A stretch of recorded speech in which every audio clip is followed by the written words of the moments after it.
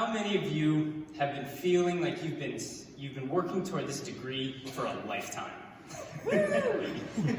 I mean, was there even a life before this? It feels as though these past 4.5 years have stretched out to an eternity. From the late night homework deadlines, to the dense midterm testing blocks, to the disruptive yet informative walk signs on to cross fifth, walk signs on to cross fifth. Looking back on my time before Pitt, I realized I'd lived a relatively sheltered life. However, when I left the nest to impart upon my education from Pitt, I had an overwhelming sense of uncertainty for what the future holds. What if I failed?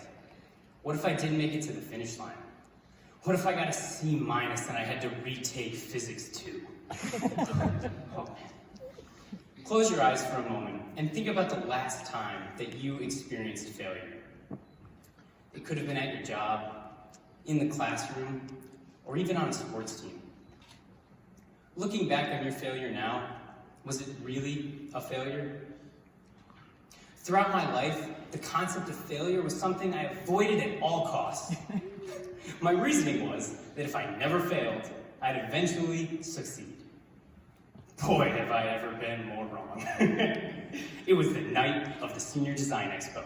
There I was, anxiously waiting at my booth for the return of my 2 teammates, who were quickly changing downstairs after setting up our demonstration table just moments prior. The judge came up with a pen and rubric in hand, awaiting to hear what we have been exhaustively working on for the past 4.5 months. Our team consisted of just 3 mechanical engineers, Leo Lee, Sean O'Brien, and myself. We challenged ourselves with the construction of Soebot, an interactive whiteboard drawing robot to reinvent the halls within the engineering school into a dynamic and collaborative ecosystem of learning. I'd like to say that Leo built the robot, Sean coded it, and I made sure that they didn't strangle each other. So there I was, trying to compile in my head everything that went into this robot's development. The endless nights of coding, the exhaustive iterations of our prototype, and the endless documentation of our progress all came together to my profound pitch to the world. And the words that came out of my mouth were, hi. After an hour of failed attempts, fiddling with the wires to our 2.5-pound stepper motors, Sean turns to me and says, "It's a lost cause, man." It was at that moment I realized to embrace this failure, not as a defeat, but as a profound learning opportunity. One that has taught me that live demos never work. Show of hands if you have been fortunate enough to have experienced an epic failure similar to mine. Perhaps it happened on one of your co-op rotations. For my second rotation, I was with Olin Schutte Construction in the beautiful town of Grand Forks, North Dakota, where your tears freeze from the cold before they even hit the ground. Needless to say, when I arrived for work, there was a sign on the construction site that read 637 days without injury.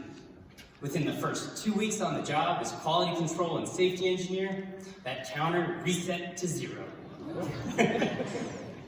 Now I know that the chutes on the end of a concrete truck extend much farther than they do. Needless to say, I proceeded to wear the 500-day safety sticker on my construction hat as a reminder of how vital it is to tackle failure head-on, even if it means a partial setback in the project. As Taiichi Ono of Toyota's production system explains, anyone should have the power to halt the assembly line. This experience in North Dakota has taught me how to confront uncomfortable situations in distant locations by embracing the concept of failure. It is what is leading me and my team as we take to the summit of Mount Kilimanjaro. There are only a couple moments in life that present themselves in such a way that you accept without hesitation. This pure gut instinct is often what leads to your greatest accomplishments. and most often, your greatest difficulties. With the creation of Pitt Choose a Challenge this year, my team has had the once-in-a-lifetime opportunity to challenge ourselves in the face of failure. We aim to raise $6,000 each for Pencils of Promise, a charity that aims to deliver a quality education to students in underdeveloped countries. There were times that I wanted to give up. I thought about abandoning this team to pursue more realistic endeavors. However, this mindset to lead without fear has given me the strength to confront the numerous setbacks, the recurring hardships, and the intimidating fundraising target that accompanies this 9-day, 19,000-foot trek to the summit. The creation of this club is my legacy to Pitt. With 15 members and a united vision to raise $30,000 by February 1st, 2020, I have a hunch that the Pitt flag will make it to the top of the highest freestanding mountain in the world for the first time in its history. Woohoo!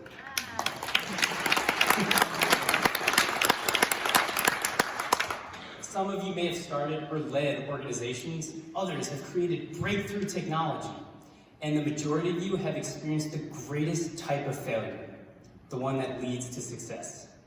I mean, the amount of failure you've had to endure to make it here is unparalleled. As Thomas Edison states, I have not failed. I have just found 10,000 ways that won't work. So I again ask you, looking back on your failures now, was it really a failure, or was it a deeply valuable experience?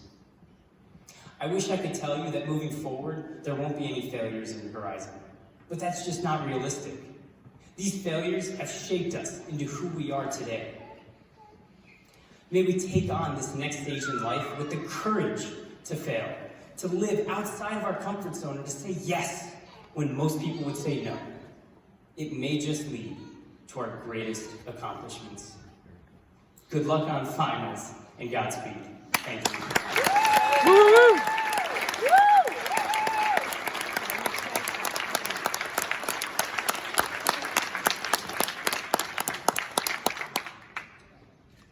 Zach, we want to thank you for that excellent speech and words of wisdom. And we have a little something for you.